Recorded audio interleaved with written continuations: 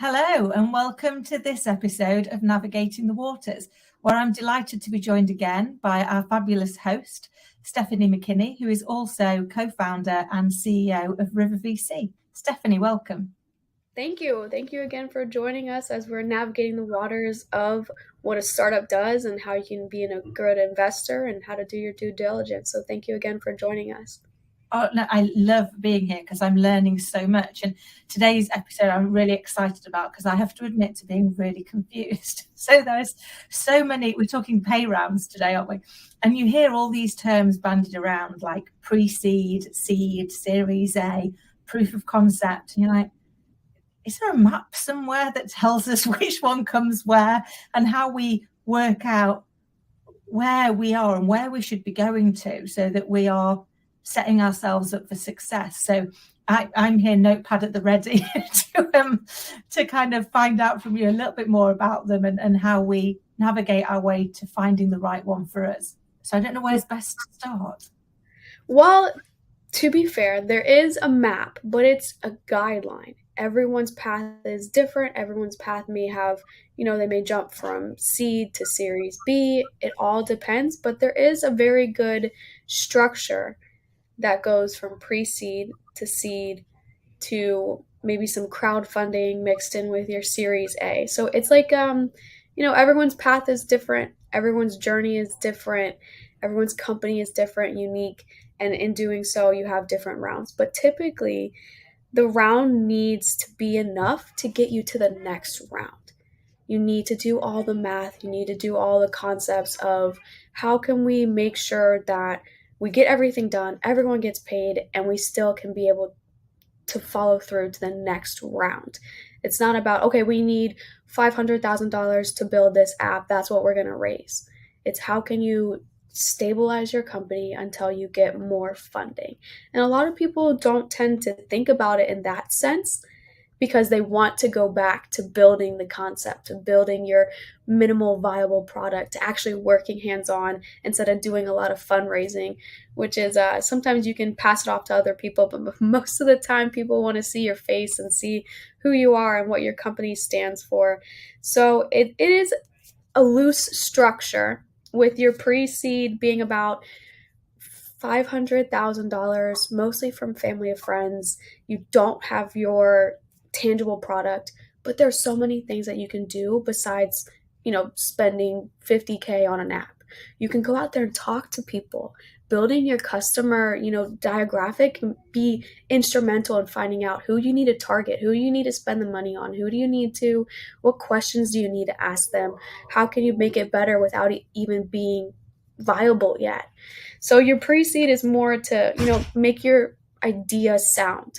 You can do a lot on pen and paper. You can do a lot on a whiteboard, making sure that it's alive, the bones are there, the structure's there. And I really like people when they talk to their customers, when they know rather than speculate. Because if you can say, oh, this app will help all the people in, medical care, well, target specific. Because then if you can target specific, you can fundraise specific. You can find the VCs that are only backing medical or fintech or insurance. You can find those people. So I like when people have their customer really nitty gritty. I like that concept. I like that idea. Also, your product. Your product doesn't need to be tangible, but it needs to make sure that what happens if this happens, what happens if this, all the different paths that you can take is panned out. And that's why in your pre-seed, your family and friends are going to be the people that put money behind you because they know you, they know your idea, they know your track record, your mentality. You don't want to go ask VCs or angels just yet. You really want to make sure that this is going to be something tangible.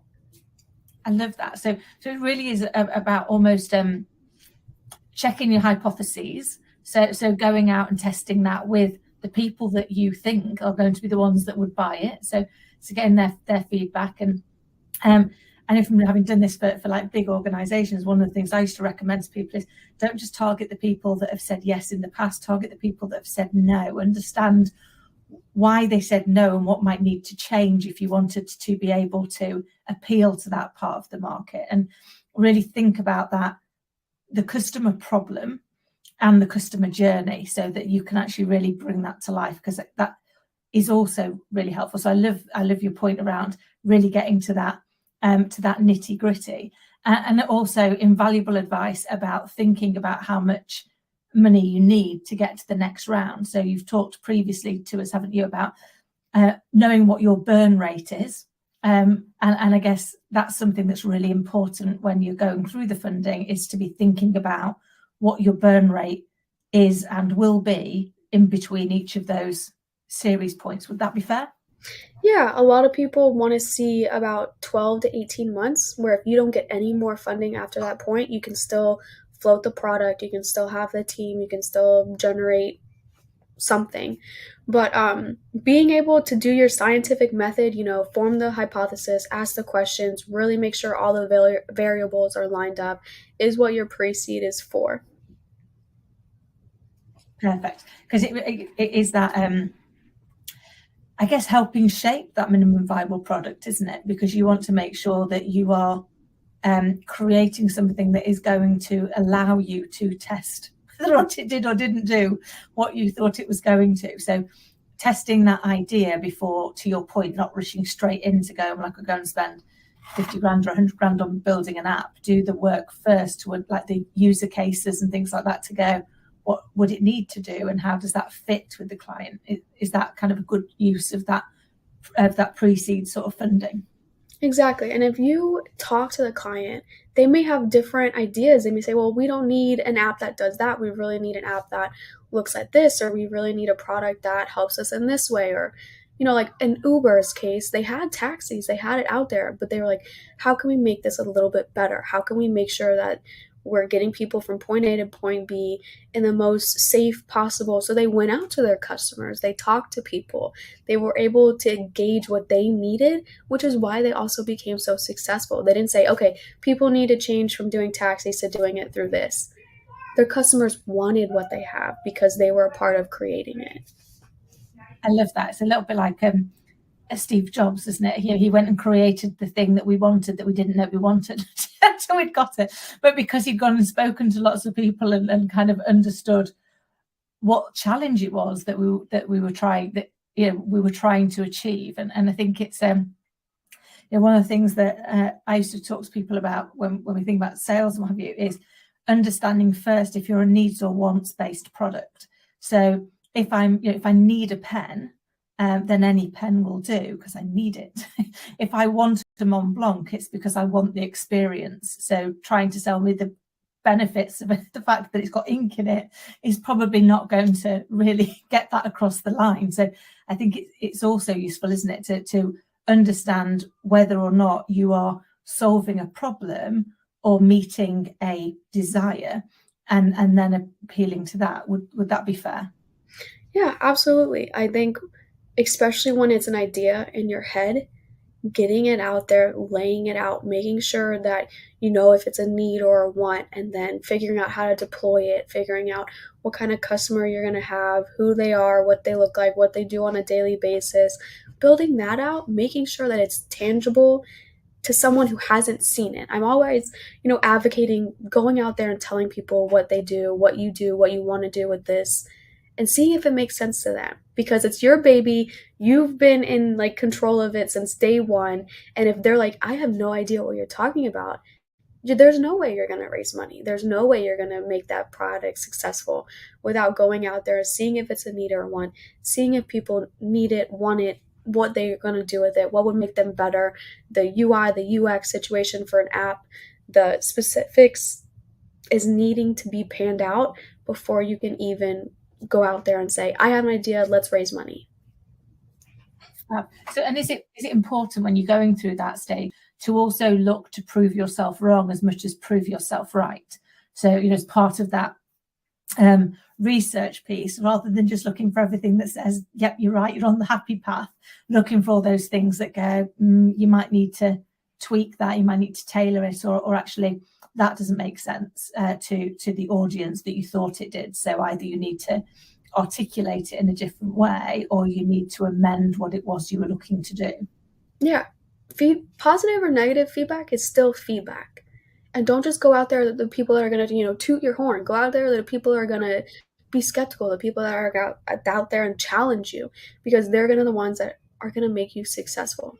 And if you just go out there and looking for, a gold sticker, then you're always going to get it, but you're never going to get something more out of it. So I think, critiquing is the best way to do that, and finding the people that maybe, your grandma may not understand the idea of an app so well. So go talk to her, explain it to her, so then you can be able to explain it to anybody. I love that. It reminds me of the Einstein piece, isn't it? It's like, you can't explain it to me like I'm 6. You don't know it well enough. And it's that kind of whole simplifying. I think this was one of the things that came to life so much for me last week when I was going through the pitch deck, is how much stuff is in your head, not on the paper. So you get blinded to it because you've lived with this. It's your baby. You understand it. You know it inside out. But I guess it's that, almost beware rabbits out of hats, isn't it? Because you've made the leaps because it's in your head, but there's assumed knowledge to your audience that you've got to be able to pull back from, haven't you? And say, don't assume they've got the knowledge. You've got to give them the knowledge. Exactly. And I think that triggered someone. I presented something to someone, and he said, okay, is this your first idea? Is this your first take on it? And I said, yeah, and I think it's going to be really successful. He said, stop, just shelve it. Put it on a shelf. You did it. You put it out there. Now put it on a shelf and then come back to it. Because if you're not able to, let it age, let it sit, let it grow, let it manifest, and it's not like gnawing at you every day, then it's not worth it. Try something else. So if this, business is something that gnaws at you every day, then put the time in. Go talk to customers. Do introductions. Do warm introductions. Warm introductions are better than, cold LinkedIn messages. Sometimes they work, sometimes they don't. But warm introductions, make sure that people understand that are close to you, your friends and family, before you go out there to go asking for, millions of dollars. And I think that was very hard advice to hear at first, was, to take what I had, to take what I put blood, sweat, and tears into, and then just to shelve it. But it did come back because, it's like, no, this needs to be put down. I need to work on this. I need to do this. This is going to happen. So, going out there, hearing that critique, hearing that advice is something that's going to help you build a stronger, better product. I love that. Such great advice, isn't it? And sometimes none of us really like to hear negative advice. So even if we need it to be able to grow, as human nature, our first instinct is to defend, because we didn't mean to get it wrong or to do something that somebody didn't love. But when you can just take it on board and think about it and go, you're right. I love that whole analogy around, if it's gnawing at you, if it's the thing I don't know why it's brought me back to Sister Act now.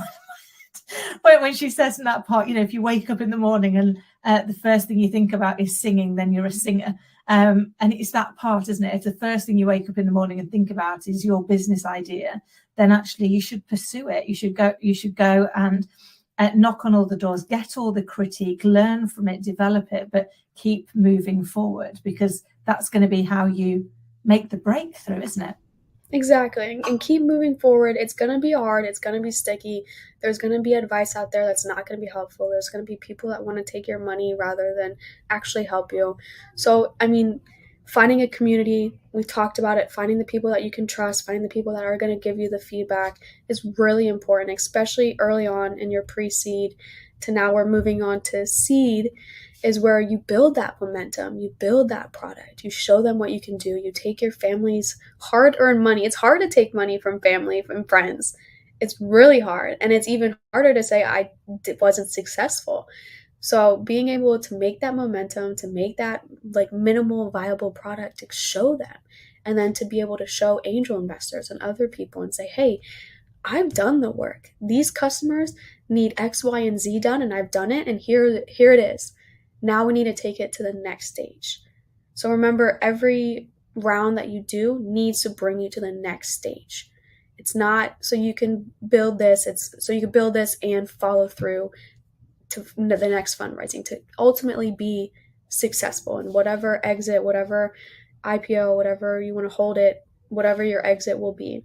So your seed is really growing the product and growing that momentum. I love that, and great advice as well in thinking of that. It's each stage is about how you get to the next stage and how you demonstrate that growth, because I'm guessing that that's something also investors will look for. So if you come along and you go, all I need is like 500,000, and they go, well, that's going to burn in about 6 months, and then what? You're going to be back. But it possibly demonstrates a lack of awareness that would make them nervous about loaning you their money, because that's the other thing they're looking for as well, isn't it? Is how, one, do I believe in your hypothesis, and do I think it's got enough legs? But two, do I trust that you will be responsible with my money, and understand that that the day-to-day challenges of managing that and running a business? Yeah, people hold close to their money. They don't want, especially now with everything going on, they don't want to give it up to just anybody. So being able to make sure that your proof of concept is there, making sure that you talk to people. Because if you're, in your garage and you're like, people need this and they don't really need it, then you just wasted everyone's time and money. So making sure that it's viable, it's able to be successful, it's able to live out there. That's what minimal viable product. It's not minimal sustainable product. It's viable, it's thriving, it's living, it's being able to grow. So I think building the momentum in your seed, building the connections while you're doing this, you're not just, going out and asking people for money. You're networking, you're building relationships, you're building maybe they can't give you a check. Maybe they could be an advisor. Maybe they can work with you in another way. It's really important to not just fundraise, but to build a connection, to build a network, to build relationships around your company, where if you post on LinkedIn and you're like, oh, we went to this conference, people are like, oh, how was it? What'd you do? What'd you talk about? Like, who'd you meet? And they want to be a part of it. So building that everyone wants to have what you have mentality is very instrumental in the very early rounds. I love that, because one of the most important things in the world is our connections, as long as we are properly connecting. So they're not a resource, they're people. And if we can get to know what's important to them and see how we add value, by default, they want to get to know us and find out what's important to us and add value. And then we can all help each other be stronger. But it is that whole part around thinking about these as being relationships that we want to nurture, in the same way. I'd like to hope if you just wanders into a bar and says, hey, I've never met you before, do you want to get married? You kind of think, why do we see people doing things like that when they're doing the connecting? It's like, hi, I am and I want from you. And you think, no. Like, get to know them, get to understand what's important to them and what they're looking for, and how what you're doing is a match for what they're doing. So how it builds on, you mentioned it earlier in today's episode, being able to find specific investors that are interested in the arena within which you are operating. If you can get really niche on your clients, so they go, oh yeah, I get that, right? That's totally in my wheelhouse. I understand it. It's something that is interesting to me, and that deepens that connection, doesn't it? Yeah, and also allows for other connections, because if you do get specific early on, then those people will know people, or they'll be connected to other people that are in your area. Or if they don't, they'll find someone because they want to be a part of what you're doing. But if you're just out there looking for a transaction, then that's all you're going to get. You're not going to get a transformational relationship, which is what River really is about. It's about transforming, making sure that our connections, our network, is not just one way. I am a giver at heart. That is why I created a VC, was to help people who have that idea, who have that just need a little bit of extra financial or a little bit of extra connection. So I think if you have that mentality of giving rather than receiving, you'll receive more doing that. I love that. It's so true, isn't it? It's what we put out into the world is what we get back. So if we look at everything from a position of how do I best serve, how do I leave you better than I found you, or leave this situation better than I found you, rather than what can you give me and how are you going to make my situation better, then actually it all runs so much smoother, doesn't it? Because you're because we're all therefore looking out for each other. And I think it's, you're so right, the power of those connections and those relationships. And I know that's what River's all about, is creating that community of people where they can have that support infrastructure, they can meet the people that they need to meet, but also they can learn from each other and grow together, so that collectively we're stronger. Because you can have that safe space where you go, this might be a really dim question, but can I ask it? Because I'd rather ask it of you, because this is a nice community, than I would be faced with it at the most embarrassing moment when I'm out there actually saying I now need support, I need funding for this. Exactly. And that's why I created, Navigating the Waters. Was I could have just kept my head down, did what I did, made the deals, kept the relationships going, but I really wanted to cast a wider net.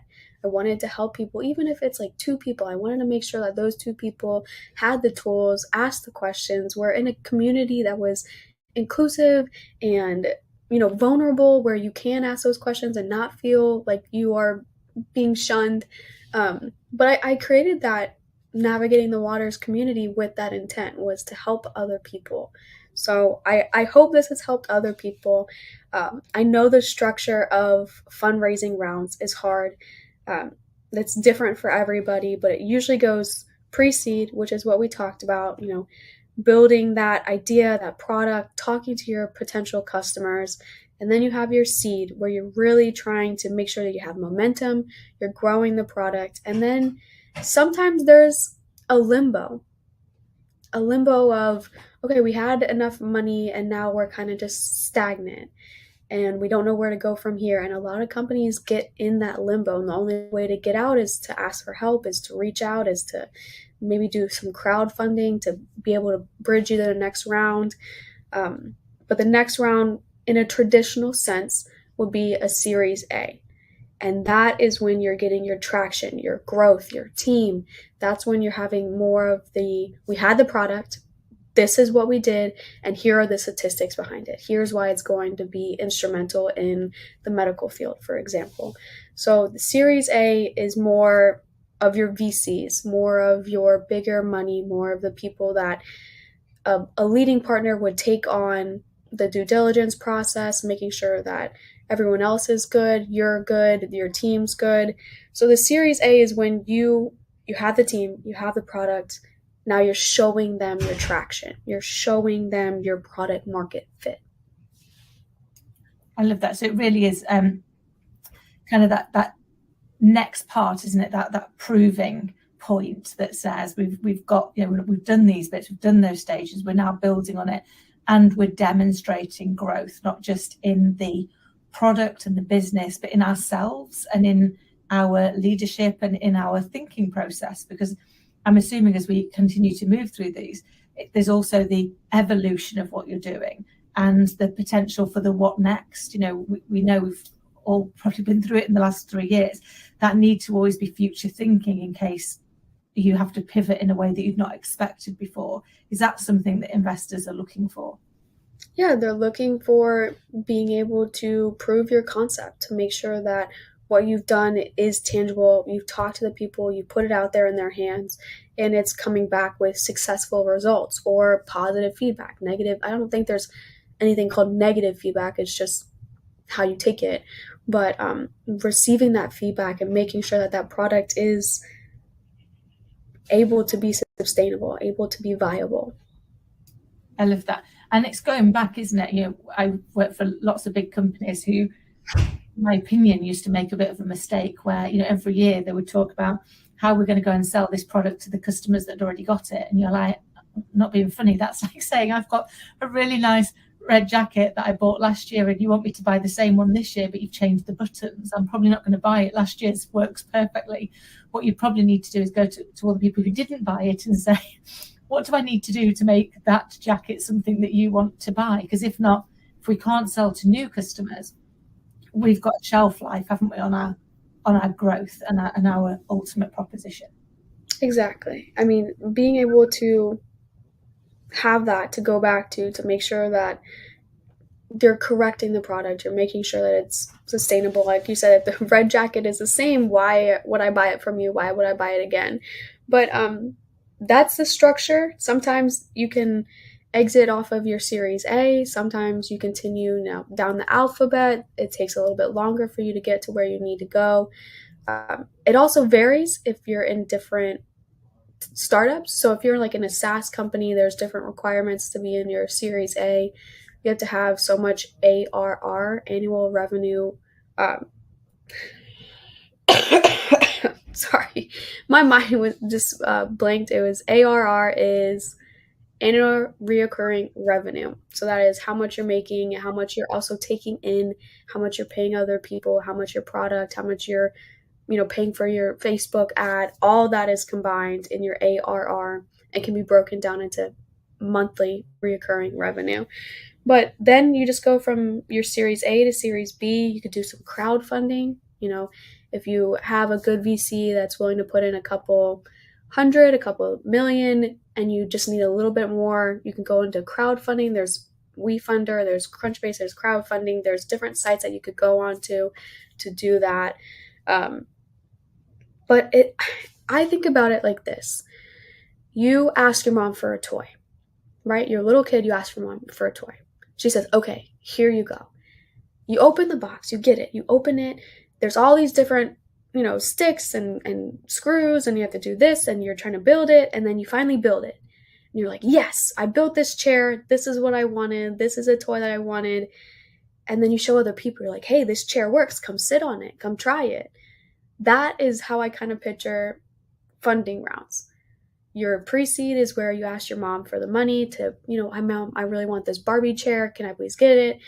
And then she gives it to you. And then your seed is where you're building it, you're assembling it, you're getting, your friend may help you. And then your seed is when you go out there and you say, hey, come sit in this chair. This chair works. I've tried it with all my other friends. They're good. What do you think? Do you want to go get another chair? So I think of it like that, just like a smaller, short snip that goes through my head when I think about funding. I love that. That has so got me thinking about playing Barbies with my little girl, which is a pretty regular occurrence. Yes. Yeah, it is. It is sometimes easier when you're faced with these giant concepts to be able to just sit back and think of it in simplistic terms. And I think every founder needs to have that childhood mentality of, they're so resilient. They fall, they get back up, they don't do it correctly, they try it again. That's what a founder needs to have, that 10-year-old mentality. Because if you are one way and you're stuck on this way and it has to go through this way, or it has to go through these certain jumps and hoops, then you're not going to be able to do that. I think every founder needs to have that 10-year-old mentality. I love that. It's so true, isn't it? That tenacity and that piece that's going, actually, they don't dwell on how it went wrong before. They just try again. They just get up and or they change it into something else. They could see a chair and it could be, a throne. It could be a Barbie princess. It could be a fort. It could be something cool. Like they're able to pivot and come up with new ideas. And I think that mentality is lost on a lot of adults. That 10-year-old mentality is lost. It's like, no, it has to go this way.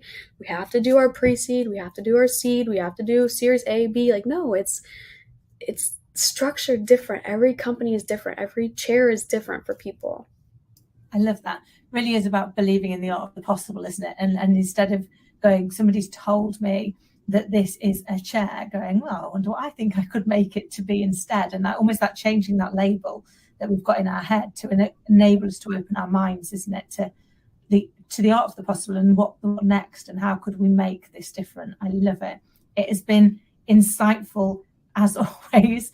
And I know we've only scratched the surface, really, haven't we, on the different rounds and how we get ready for them. But I think it's been invaluable just to understand some of that journey, but also the great advice around staying open-minded, being creative, staying present in what it is you're trying to solve, rather than being too structured in that I have to do it this way because the document says I do.